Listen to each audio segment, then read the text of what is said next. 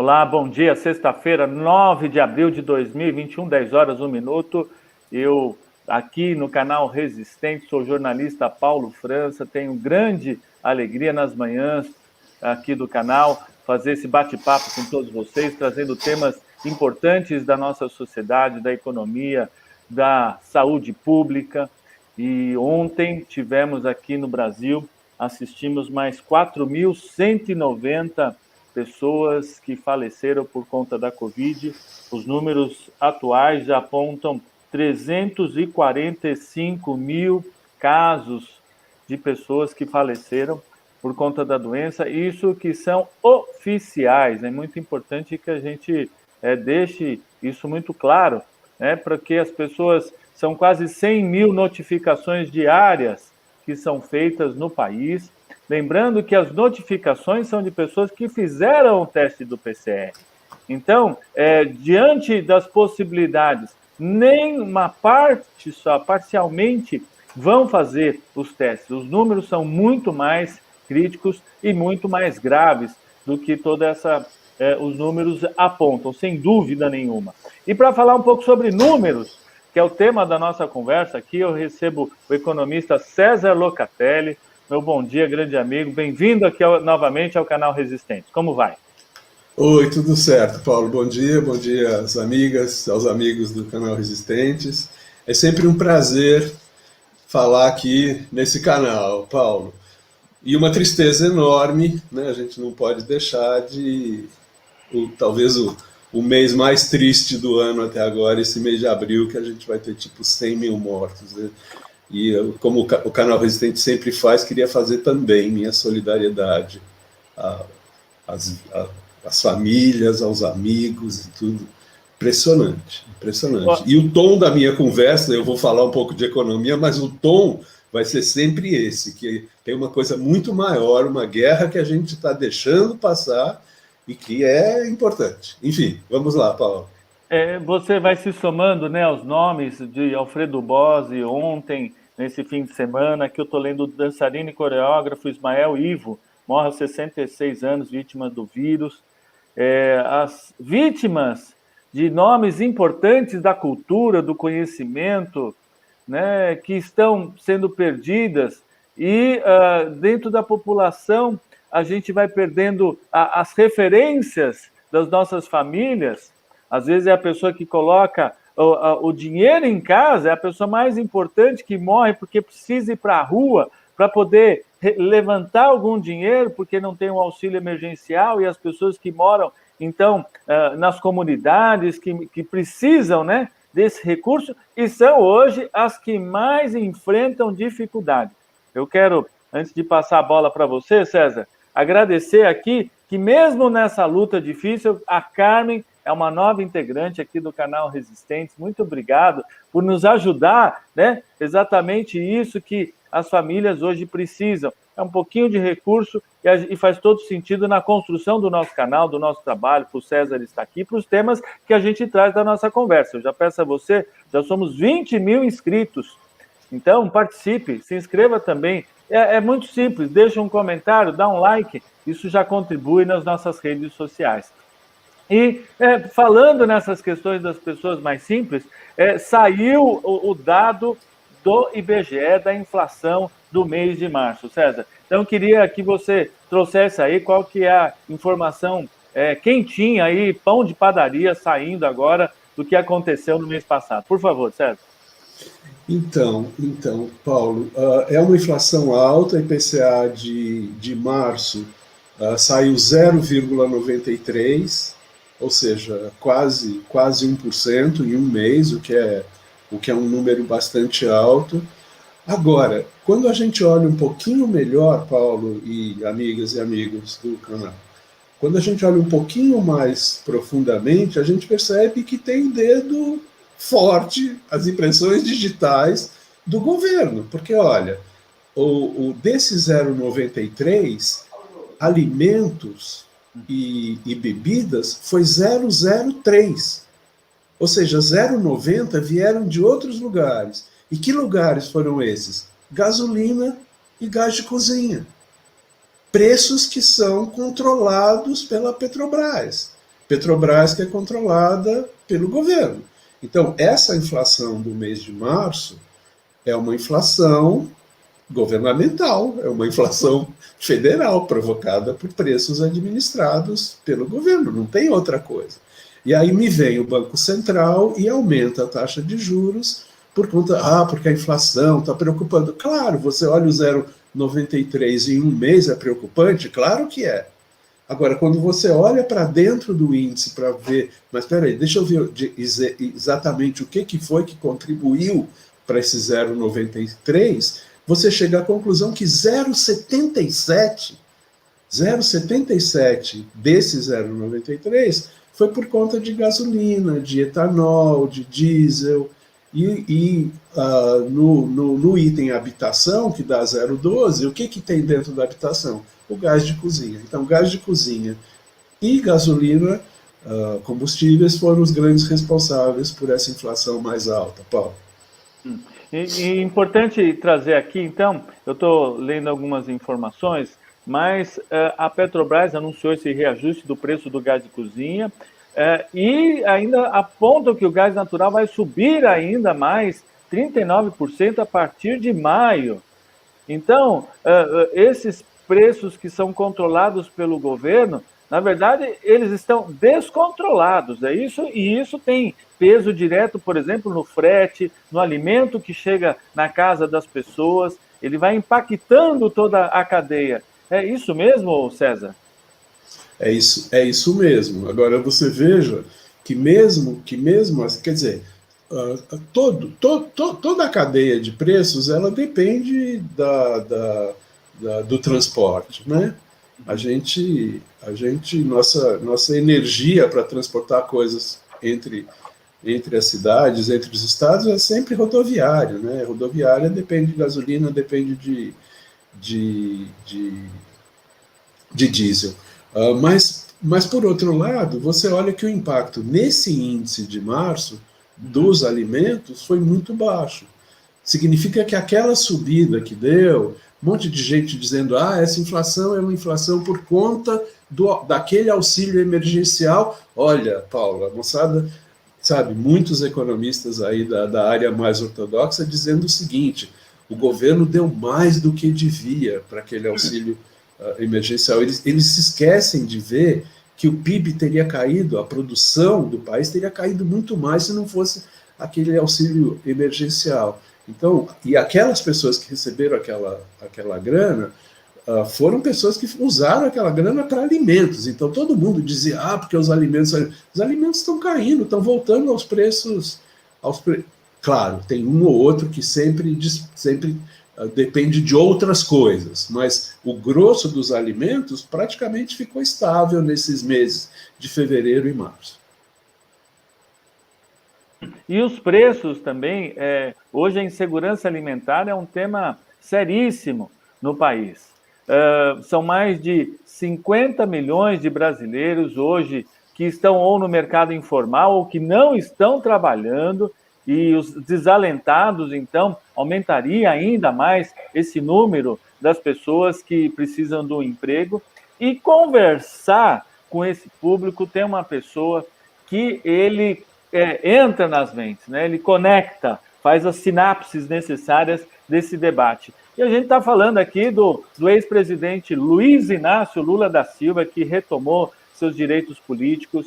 Como que o ex-presidente Lula chega nas pessoas? Qual que é o impacto nas redes sociais, na sociedade, do retorno dele com seus direitos políticos? Ô Paulo, o Lula é um craque nessa coisa de comunicação, né? Ele consegue trocar em miúdos, ele consegue dar exemplo de coisa que é muito complicada de entender, e ele facilita, e ele vai lá aliás, essa última conversa dele com essa última coletiva, ele diz: o Paulo Guedes querendo vender as coisas, privatizar, é igual aquele cara que mora na casa da mulher, não trabalha e resolve vender o liquidificador, a televisão, a geladeira, né? vai trabalhar, querendo dizer, Paulo Guedes, vai arrumar jeito da economia crescer. Então, esse jeito do Lula explicar as coisas e todo mundo entende, né? Ele é um craque em comunicação, ele é um craque, Paulo. É interessante também que eu quero já deixar um bom dia, né? Aproveitando para a Cibele Passos aqui, sempre presente, gratidão, ao Rodrigo Sampa chegando aqui, a Rosana Moda. Você acompanhando, né? Ontem tivemos duas decisões importantes dentro do Supremo Tribunal Federal. Eu queria registrar aqui que foram vetados os cultos e missas na pandemia nos municípios por 9-2. Ficaram os dois votos que considerava essa possibilidade, foi do Cássio Nunes Marques, e também tivemos o voto do Dias Toffoli. E essa foi uma decisão, então agora os estados e municípios podem determinar isso dentro dos seus espaços, das suas alçadas. E a segunda informação importante é que o Supremo também, através de uma decisão monocrática do ministro Luiz Barroso, determinou que o Senado instale a CPI da Covid no Senado. E essa decisão tem um peso político bastante importante aqui. Então, eu queria entrar também nessa questão, qual é o reflexo, né? Iniciando primeiro dessa investigação que o Senado pode esclarecer para a população brasileira. César. Ô Paulo, amigas e amigos, eu acho o seguinte, que uma CPI, ela tem ela tem o foco da imprensa, né, a imprensa tradicional e a nossa imprensa independente, e faz com que tenha muita gente prestando atenção.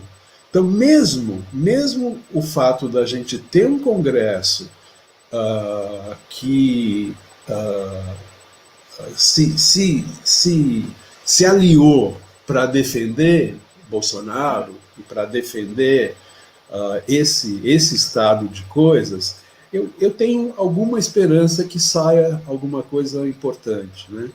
Porque a quantidade de medidas tomadas por esse governo para atrapalhar, né, para fazer o vírus se disseminar, né? Eu estava comentando com você um pouco antes, um estudo da Faculdade de Saúde Pública, diversas pessoas da Faculdade de Saúde Pública, que foram acompanhar todas as medidas tomadas pelo governo federal, Bolsonaro, e chegam à conclusão, Paulo, que não é que ele não ajudou, não, ao contrário, ele atrapalhou e muito. Ele trabalhou para que o vírus, as medidas demonstram, está lá no estudo isso, as medidas demonstram que o governo federal trabalhou para que o vírus se disseminasse mais. Né? Então, acredito, tenho sempre lá uma pontinha de esperança, Paulo, embora esse Congresso, claro, a gente sabe muito bem que ele não é o Congresso dos nossos sonhos, mas eu tenho uma esperançazinha que uma CPI consiga, sabe, botar luz, né, nessas medidas. Por exemplo, esse estudo da Faculdade de Saúde Pública da USP. Os dados são muito contundentes. Primeiro que todo mundo, eu vejo que tem alguém próximo de si que perdeu a vida, conhece uma história, está muito próximo de todos nós. E esse impacto psicológico hoje, que talvez estivesse distante, né, dos negacionistas, dos que não acreditavam na ciência, que achavam que isolamento social era bobagem, que não precisa lavar as mãos e que a gente pode fazer festas e que tudo bem, nada vai acontecer. O vírus, nesse ponto, ele é muito democrático. Ele pega negros, pobres, ricos, moradores da comunidade, europeus, asiáticos, sem distinção de raça, credo. E aí eu queria até trazer esse aspecto, César. Está mais claro hoje também as diferenças que existem no Brasil, né, entre a Casa Grande e a Senzala, né, instalada hoje ainda mais com o crescimento da pobreza nesse país? O Paulo, está muito claro, ficou muito mais claro, né? O tanto que esse país é desigual. Agora, não é só no Brasil, a gente percebe que o capitalismo, de uma forma geral, especialmente esse capitalismo dos últimos 40, 50 anos, esse capitalismo neoliberal, capitaneado pelas finanças, ele promoveu uma desigualdade enorme no mundo, né? E o Brasil, claro, não é exceção. A diferença do Brasil, eu acho que é uma coisa importante, é assim, tem a diferença positiva que a gente tem o SUS, né? O SUS, ele já faz imagina como seria essa pandemia se a gente não tivesse o Sistema Único de Saúde. Estados Unidos não tem SUS, não tem, ou a pessoa tem dinheiro para pagar ou não é atendida, né? Então tem esse lado positivo. O lado negativo é que é uma desigualdade tão grande, é uma informalização do trabalho tão grande que a pessoa trabalha, recebe, se não trabalha, se está doente, mesmo sabendo que está se expondo ao vírus, ela tem que ir, né? É isso que faz com que esse auxílio emergencial seja tão vital. Porque com o auxílio emergencial, a pessoa pode fazer o isolamento. Olha, Paulo, não tem jeito, não vai ter saída para essa... Eu estava te contando que eu fiz uma matéria sobre a entrevista que a ex-presidenta Dilma deu no 247, no fórum e no DCM, e ela diz isso com todas as letras. Você não consegue cortar essa linha de contágio, esse ciclo de contágios, se você não conseguir isolar as pessoas. Agora, você não consegue isolar as pessoas se você não der às pessoas o auxílio emergencial. Porque ela é obrigada a continuar trabalhando, ela é obrigada a pegar ônibus, ela é obrigada a pegar metrô, e a gente tem visto que ônibus, metrô e tudo estão como sempre estiveram, né? Lotados. Sabe? E outra coisa que o Brasil não tem é assim, a gente não sabe, a gente não faz o rastreamento. Né? Em muitos países foi feito o rastreamento. Fulano pegou. Vamos ver em volta aqui como é que foi, o que aconteceu, vamos isolar as outras. Não está acontecendo isso. Para isso precisava de uma ação federal. Então, claro, o vírus é democrático, só que o país, a desigualdade, faz com que o peso caia muito mais sobre as pessoas com menos possibilidade de fazer isolamento, de ter casa com água, sabe? Conseguir não ir trabalhar, é muito complicado. Isso ficou muito claro. Quer dizer, a desigualdade do capitalismo, especialmente desse capitalismo dos últimos anos, ficou muito clara com essa pandemia, Paulo. Eu tenho certeza, na verdade, eu fico ao mesmo tempo triste, porque nós não podemos aceitar um país, eu que trabalho na área de educação, sou jornalista, mas profissionalmente o meu principal resultado vem do meu trabalho de representação comercial, como todos aqui do canal Resistentes. Nós temos o canal Resistentes como um trabalho que nós fazemos pelo caminho, pelos sonhos, né? Que era um sonho, hoje está aqui, realidade, com todos vocês que já participam. Eu já peço, inclusive, novamente, dê seu like, curta, convide uma pessoa a mais, mande para um amigo, participe das nossas redes aqui, para que a gente possa fazer esse diálogo. Mas, por outro lado, também, essas contradições eu acho muito necessárias, porque a gente...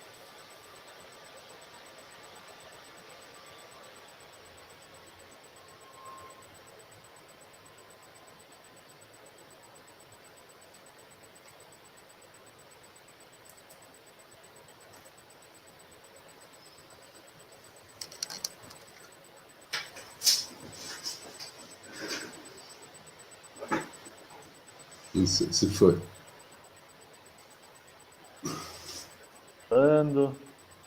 César, então, você caiu aqui, você estava aí sozinho, abandonado? Eu fiquei olhando, porque eu não sabia se eu tinha caído ou você que tinha caído. Não, os nossos internautas aqui nos acompanham, norte a sul, eles são fiéis aqui. Eu quero deixar um bom dia para o João Pedro, agradecendo sempre o carinho que ele nos traz aqui, ele que desenha maravilhosamente. Peço, então, essa alegria para você. Bom dia, João. Eu quero trazer alguns comentários que estão sendo feitos aqui. Eu sempre compartilho a live de vocês na minha página. Edson, agradeço o enorme carinho que você tem por nós. Temos certeza que o nosso caminho é longo, né? Essas questões de algoritmo é um tema que nós trazemos muito aqui também, César. Nós temos um especialista, que é o Daniel Stilke França, um professor de matemática quântica, que ele chama esses algoritmos do Google de caixa preta. Esse é o termo que ele usa, né? E ele que é um estudioso, professor da Universidade de Copenhague, com doutoramento feito na Universidade de Munique, da Alemanha, um garoto de 29 anos, um cara que tem uma experiência aí brasileira muito importante. E aí eu quero trazer aqui uma provocação do José Ailton, né? Ele fala o seguinte, que o presidente do Senado, Rodrigo Pacheco, vai enrolar até a medida ser votada pelo plenário, porque o Barroso comentou que vai levar essa decisão para o plenário, que terá essa votação virtual do dia 16 até o dia 26 de abril, para ver se ela é mantida pelos demais ministros. Enquanto isso, essa medida da decisão do Barroso, se os partidos eles podem não indicar os membros contra o governo, né, e ele está querendo um pouquinho desse comentário. Qual que é a função nossa como sociedade aí para pressão e para tentar trazer respostas para isso, ô César? Cara, é esse trabalho que a gente faz, né, Paulo? No Resistentes, no Boca a Boca, que todo mundo aqui que acompanha muito certamente faz, né? É você falar, é você expor sua opinião. Uma das coisas muito importantes, eu acho, nesses momentos é assim, o Senado, os deputados, os senadores, eles estão sempre de olho, basicamente, na reeleição.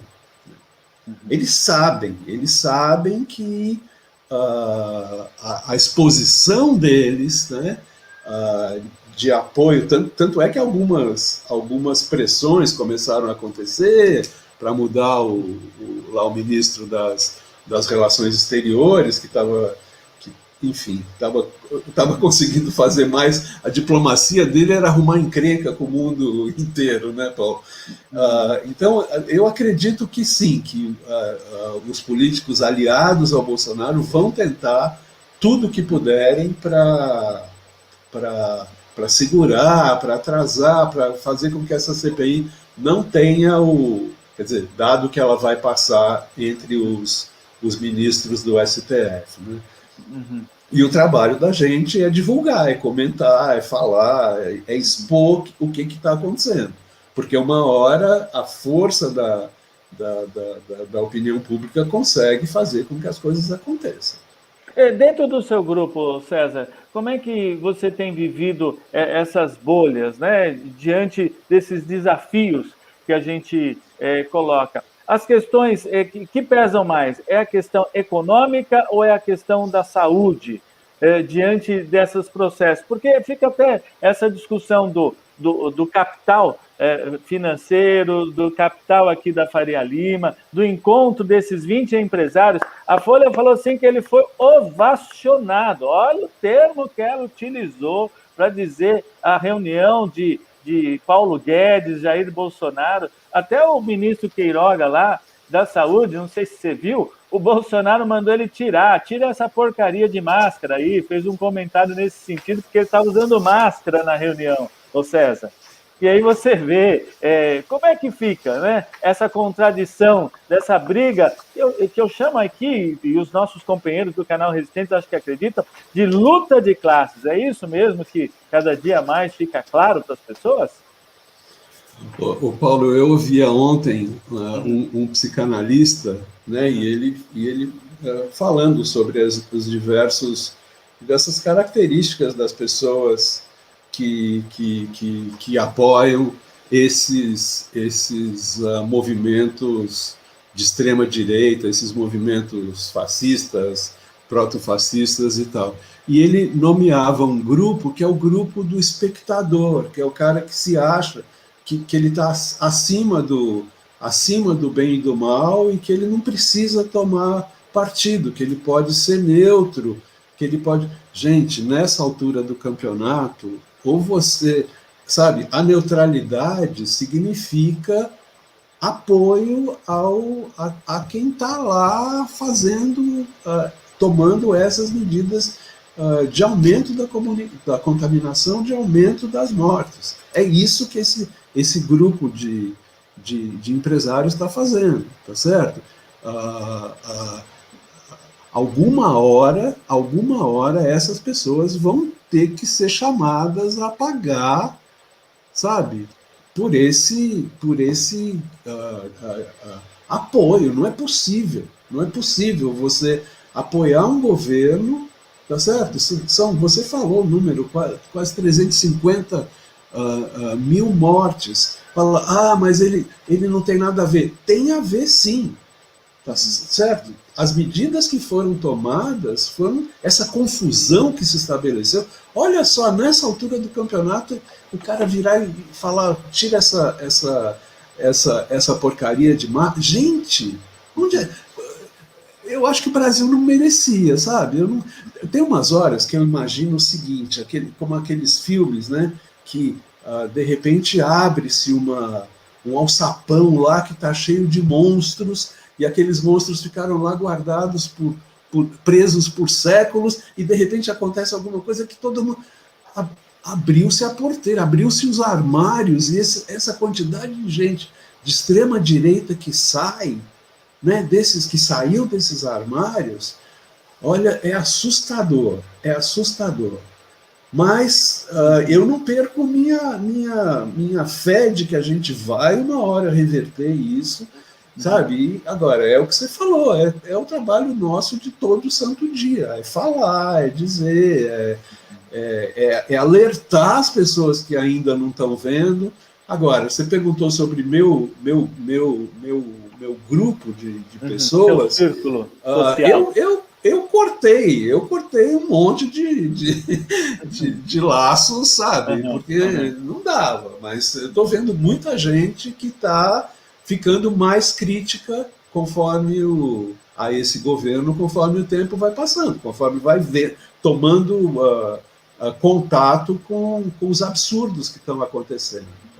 Ontem eu vi aqui a Maria Bopp falando que ela também, que é um youtuber, que já esteve aqui no canal Resistentes. Eu já peço a vocês que se inscrevam no canal dela, se inscrevam nos nossos canais parceiros também aqui, na TV Resistência Contemporânea, na TV Roda de Conversa, enfim, em vários canais que acompanham, que fazem parte dessa nossa luta diária. Eu quero até já deixar um outro comentário aqui, aproveitando, né? Hoje, César, teremos uma transmissão aqui às 21 horas, através de um pool de canais. Então, o canal Resistência também vai estar participando, pela liberdade do Rodrigo Pilha, ele que é um ativista, ele teve uma prisão feita, e ele está detido desde o dia 18 de março, por estender uma faixa chamando o presidente Jair Bolsonaro de genocida, em razão de uma condenação anterior por desacato, crime que não prevê restrição de liberdade. Eu vou reforçar aqui, uma condenação por desacato, crime que não prevê restrição de liberdade. Ele foi transferido para o complexo penitenciário da Papuda, e o próprio Ministério Público do Distrito Federal tinha defendido a liberdade dele. Então, hoje, às 21 horas, com a presença aí de grandes nomes, como vocês puderam ver, do próprio Aroeira, da Cacai, enfim, nós do canal Resistência também estaremos presentes. São essas liberdades individuais também que estão sendo atacadas. As pessoas vão percebendo que elas vão perdendo os seus direitos, e os seus direitos, inclusive, é o alimento, é o emprego, né? São essas situações que a gente vai vivendo. Como é que vamos enfrentar? É isso? Nós não podemos mais permitir, nós temos que pôr a cara a tapa, César. Não tem saída. Não tem saída, Paulo. A gente tem que se posicionar e tem que continuar falando, e falando cada vez mais aquilo que as coisas com as quais a gente não concorda, tá certo? Essa coisa de usar uma lei de segurança nacional, de, sei lá, 50, 60 anos atrás, olha onde a gente chegou, hein? A gente achava que a nossa democracia estava, sabe, caminhando, que ela é jovem, né? Porque a gente acabou de redemocratizar o país aí nos anos 80, mas a gente julgava que já estava bem mais fortalecido, né? Agora, em certa medida, uh, a gente continua tendo uma certa liberdade, né? E a gente tem que usar o máximo que a gente puder, sabe? Eu estava vendo a lista aqui das pessoas que vão participar hoje à noite desse ato pelo Rodrigo Pilha, é uma lista de gente muito boa, de gente corajosa, e você vai encontrar gente corajosa num monte de lugares, que vai dizer a sua opinião, correndo o risco, né? Agora, a gente tem que... não é uma coisa para falar para os ouvintes, para os espectadores do canal Resistentes, mas a gente precisa trazer mais gente porque eles já estão aqui, né? A gente precisa trazer mais gente para a mídia independente, né? É isso aí, sou todo apoio, todo apoio. Eu quero, até o Edson, é sempre crítico aqui, que nos acompanha, que sempre está na live junto com o Nildo Orix, com o pessoal da Revolução Brasileira. Ele deixa aqui um comentário um pouco longo, eu vou para ficar na tela, mas ele comenta o seguinte, que ele não acredita que os atuais governantes, os atuais nomes, né, as representações, como Lula, Bolsonaro, desse momento vão resolver os problemas do Brasil. Ele pede, na verdade, aqui, batalha por uma revolução muito mais ampla, né, diante dos graves problemas sociais que o Brasil apresenta. Eu quero deixar aqui o Resistente, também o Cláudio Passos, deixando um abraço aqui. O Cláudio Passos, ele está já melhor, se recuperando, ele pegou a Covid junto com a Thaís, fizeram exames, estão bem de saúde, estão se recuperando nesse final de semana. Ele já está aí pronto para daqui a pouquinho ser escalado de novo nessa história aqui. Ele pergunta, a turma da Bufunfa está desembarcando do Bolsonaro? Como é que é isso? Bom, primeiro, não sabia que o Cláudio tinha pego, puxa vida, que boa notícia a recuperação dele, da Thaís. Abração, Cláudio. Olha, eu fico muito dividido nessa questão, porque tem horas que eu acho que sim, que a turma da grana está desembarcando, e tem horas que eu acho que não. Tá certo?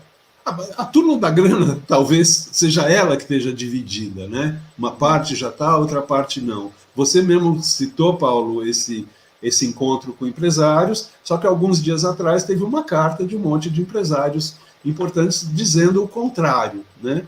Muito longe de aplaudir, de ovacionar, eles criticam o governo federal. Então, mas essa parte a elite da econômica. Opa, Caí? Pronto. Tá, Caí, voltei. Teve uma oscilação novamente, que tem uma parte da elite econômica financeira que ainda apoia, que ainda julga que existe mais maldades para esse governo fazer, né? Maldades na linha do teto de gastos, da perda de direitos trabalhistas, da reforma da Previdência, ainda existe privatização, ainda existe essa dos funcionários públicos, reforma administrativa, tem muita maldade ainda que precisa ser feita, e tem sim uma elite econômica econômica e política que apoia que ainda está na sustentação desse governo. Não são só os militares que estão na sustentação do governo, os militares estão, mas tem uma elite que ainda acha que é possível fazer medidas e ainda estão na sustentação do governo. Perfeito. Eu acho interessante só de lembrar que todos eles votaram em Jair Bolsonaro, apertaram, né, o número dele. Ele tentou criar até um partido. Ele, quando tentou criar o partido, usou um monte de bala, né, para fazer o símbolo da aliança. Impressionante, pessoal. Vamos voltar em vez de livro, vamos vender bala. O Edson aqui também sempre fazendo aquela crítica, que ele vê o espaço importante aqui do canal Resistentes para que a gente mantenha o direito de falar. Sabemos da dificuldade que precisamos aí manter nossa luta. O Júlio Menezes também sempre presente aqui, falando também que as vacinas, que Cuba e Venezuela vão estar produzindo vacina em conjunto. Eu quero deixar aqui, então, já um convite para o Júlio Menezes e para todos que nos assistem. Amanhã, eu estarei aqui à frente da revista do canal Resistentes. Eu vou receber mais 2 jornalistas. Nós estamos falando amanhã sobre a América do Sul, Brasil, Chile e Peru resistentes às eleições na América do Sul, com os periodistas, né, jornalistas, eu aqui do Brasil, a Cláudia Andréa do Chile e Manuel Manrique do Peru. Nós tivemos também, teremos nesse domingo eleição, além do Peru, teremos no Equador, teremos na Bolívia e no Chile também teremos a eleição de uma Assembleia Constituinte para a revisão e refazer uma nova Constituição. Então, ficam todos vocês já convidados aí, temas aqui do debate do nosso canal. César, eu quero agradecer profundamente o seu carinho aí e na luta, como é que a gente deixa uma mensagem de esperança, mesmo diante de tanta calamidade que a gente vive? Então, eu sempre tenho lembrado da frase de que só perde, só é derrotado quem não luta, né? Então, eu acho que essa é a mensagem, sabe? A gente precisa continuar. O exemplo do Lula é isso. Pois é. A gente achava que o Lula estava politicamente morto, né? E, de repente, ele continuou na luta dele, os advogados dele continuaram na luta e conseguiram, sabe, minha mãe e meu pai diziam essa história de que não há mal que sempre dure, não há bem que nunca acabe, não há mal que sempre dure, né? Então, na hora que a gente está vivendo em momentos democráticos e tudo, a gente precisa continuar lutando pela democracia. A gente deu uma vacilada aí nos últimos tempos, né? A democracia é frágil, ela não está dada, sabe, sem a luta, sem o dia a dia da gente. Na hora que a gente está enfrentando essa ameaça e algumas ações mesmo de fechamento de regime e tudo, precisa lutar mais ainda, não tem jeito, a gente tem que se expor, né? E tem que botar a cara, e tem que continuar na luta. O vento, uma hora muda, como acabou de mostrar a coisa do Lula. Aliás, Paulo, deixa eu só falar uma palavrinha sobre essa história do boa sorte, presidente Lula na conversa com os bancos, né? Justamente aproveitando, você pode até comentar aqui uma pergunta do Júlio, já que você está falando sobre isso da conversa dos bancos, né? Quem define, o próprio Júlio pergunta, quem define a taxa de juros da dívida interna e externa? Aqui, se você quiser só mencionar, não precisa entrar muito em detalhe, mas falando dessa conversa do Lula com os bancos aí, que é o tema que, inclusive, para fechamento do nosso diálogo. Tá bom. Eu falava dessa coisa do boa sorte, presidente Lula, justamente pela questão da taxa de juros, né? Que num momento em que estão morrendo milhares de pessoas por dia, que as pessoas estão precisando de auxílio emergencial, de auxílio para ficar em casa, para fazer o confinamento, me vem o Banco Central e aumenta a taxa de juros. Isso me deu uma irritação profunda, eu confesso para vocês. Porque, assim, parece que está tudo normal, parece que não estamos vivendo uma guerra, né? Se está tudo normal e os preços sobem, a tarefa do Banco Central é fazer com que a inflação fique baixa. Agora, nós não estamos vivendo tempos normais para eles subirem a taxa de juros. E essa conversa que eu digo do Lula com os bancos por quê? É porque, na minha opinião, o Banco Central é completamente capturado pelo sistema financeiro. Capturado no seguinte sentido: as pessoas falam dessa porta giratória, né? As pessoas saem do mercado financeiro para entrar no Banco Central e saem do Banco Central e voltam para o mercado financeiro. Então, o Banco Central não tem a isenção que uma agência reguladora deveria ter, né? E para responder a pergunta, puxa, eu esqueci o nome dele, desculpa. Do Júlio Menezes. Para responder a pergunta do Júlio. A taxa Selic, que é essa taxa do dia a dia do mercado financeiro, quem define é o Banco Central, tá certo? A partir dessa taxa de um dia, né, essa que está agora em 2,75, os bancos, o mercado financeiro e tal, as compras e vendas vão fazendo aquilo que a gente chama de curva de juros, que são os juros dos outros períodos, o juro de 1 ano, 2 anos, 5 anos e tudo. Então, os juros mais longos, eles são construídos pelas compras e vendas do mercado financeiro, né? E esse juro curtinho aqui, ele é determinado pelo Banco Central. Na questão, essa curva de juros é a curva que o governo federal vai pagar pela dívida interna. Então, por exemplo, nas operações de um dia, tem lá mais ou menos 1 trilhão e 200 bilhões de reais, nessas operações de um dia. Então, na hora que o Banco Central aumenta de 2 para 2,75, esse 1 tri e 200 bi vai pagar o 0,75 a mais, né? E ele já disse que vai subir mais 0,75. Então, isso aqui já é aumento de gasto na veia, né? Nesse último aumento que aconteceu. Na questão da dívida externa, é assim, vamos dizer, uma empresa brasileira ou o Banco Central resolve fazer uma captação de recursos na Europa, nos Estados Unidos. Ele vai oferecer um determinado título e é o mercado que vai definir se quer comprar naquele preço ou se precisa de um pouco mais. Ele vai fazer uma espécie de um leilão. Então, é o mercado que vai definir qual é a taxa que o país vai vender aquele papel ou que uma empresa brasileira vai ter que pagar por aquele empréstimo lá na frente. Só queria lembrar uma coisa. O Brasil hoje, ele não tem dívida líquida externa.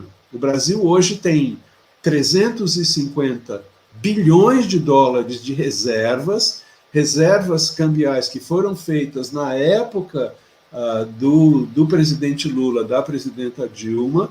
Então, a gente é credor líquido, a gente tem esse dinheiro aplicado no mercado internacional. Aliás, eu resolvi fazer uma conta, Paulo, eu estou me alongando um pouquinho, mas só essa última conta. No ano passado, quando o governo deu o auxílio emergencial de R$600, ele gastou por volta de 45 bilhões de reais por mês. Aí eu fiz um chute, vamos dizer que volte os R$600, 50 bilhões de gasto por mês, isso dá 600 bilhões por ano. Sabe o que significa esses 600 bilhões? Significa menos de 1/3 dessas reservas que o país tem aplicadas no exterior. Aí eu fico pensando o seguinte, quando a moçada diz que não tem dinheiro, 1/3 dessas reservas, menos de 1/3 dessas reservas, resolveriam o problema dos R$600 da grande maioria da população brasileira por um ano. A minha conta foi para um ano de R$600. Então, não precisava fazer esse raciocínio com a grana lá de fora, mas eu acho que fica mais claro para entender que 1/3 dos dólares que a gente tem possibilitariam um ano de R$ 600 para o mesmo número de pessoas do ano passado. Paulo, me alonguei um pouco, desculpa. Não, mas excelente seus comentários aí, importantíssimo. A Maria Lúcia Fatorelli tem Auditoria Cidadã da Dívida, sempre presente aqui no canal Resistente. Já peço a todos vocês que acessem lá, ela tem um gráfico de pizza ali, é bem fácil de você observar e entender como vai o nosso orçamento, para onde vai o dinheiro e para onde está sendo capturado aqui os vários comentários sobre a venda, né, dessa política que o próprio Júlio também fez aqui um comentário, acho que eu já coloquei na tela. Guedes continua com o apoio da mídia golpista e de empresários, a agenda passando, vindo a PEC 32 para completar a destruição. Isso aí, eu concordo contigo, Júlio, Bruno, chegando aqui 08, deixando um grande abraço para todos vocês. Então, nosso muito obrigado. Temos o encontro aí um pouquinho mais tarde, às 21 horas, com a liberdade, pela luta da liberdade do Rodrigo Pilha, e amanhã na revista, então, de sábado, comigo, falando. Eu vou trazer aqui rapidamente os 2 cards aqui, para quem está chegando agora, só para acompanhar. Então, olha, às 21 horas do Rodrigo Pilha, com a participação do Aroeira, Paulo Pimenta, Glauber Braga, Érica Cocai, Leonardo Stoffa, Eduardo Moreira, aqui do canal Resistente, o Bem-vindo Siqueira, enfim, muita gente bacana, André Constantini, participando dessa transmissão, 21 horas, todos vocês convidados, participem, será um pool de canais para fazer a maior transmissão que a gente puder, alcançando o maior número de pessoas, e amanhã, completando então, reforçando aqui o convite, eu estou aqui com a revista de sábado, falando sobre eleições na América do Sul, com mais 2 jornalistas, a Cláudia Andréa do Chile e o Manuel Manrique, tá certo? Então tá aí todo mundo comunicado, quem chegou agora para saber. Um grande abraço, César, muito obrigado pelo seu carinho, participação aqui no canal Resistente, seus esclarecimentos. Vamos abrir essa CPI no Senado, vamos investigar, porque os crimes, é um crime de responsabilidade, ele não comprou a vacina quando podia comprar, ele é um propagador do vírus nas suas reuniões, então tem aí muitos fatos que precisam ser apurados. César, um abraço, irmão, bom fim de semana para você, cuide-se. Você também, Paulo, amigos e amigas do canal Resistente, cuidem-se também. Abração, obrigado pelo convite, Paulo. Valeu, gente.